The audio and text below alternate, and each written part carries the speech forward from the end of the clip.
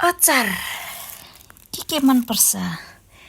मुला मात्रै छ यहाँ ठुलो ठुलो चाना अमिलो छ नि यो कागती हो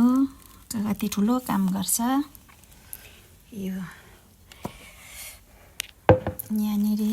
अर्कै छ अर्कै हो यो यहाँ नि मुलाई छ कोपी छ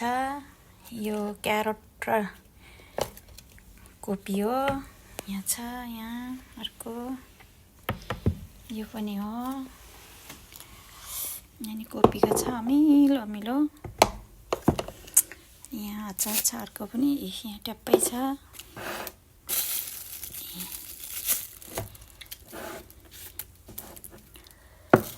अनि यहाँ मैले अहिले लगाएको यो चाहिँ करेला र मुला लगाएको मैले यो ठुलो ठुलो चाना अनि यहाँ पनि लगाएको छु मैले ठुलो ठुलो करेला र मुला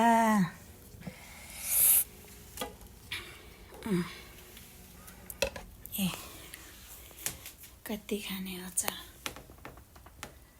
कुन खालको खाने कुन मन पर्छ सादा खोर्सानी पिनेर लाएर खाने कि आफ्नो अनुमानले अनि अर्कै खाने कि यो पनि कोपी हो अमिलो भएको छ अर्कै हो यो क्यारोटको हो यो सबै खाने बेला भइसकेको छ यो दुईटा चाहिँ यिनीहरू चाहिँ लगाएको तीन दिन भयो यो दुईटा चाहिँ आज लगाएको मैले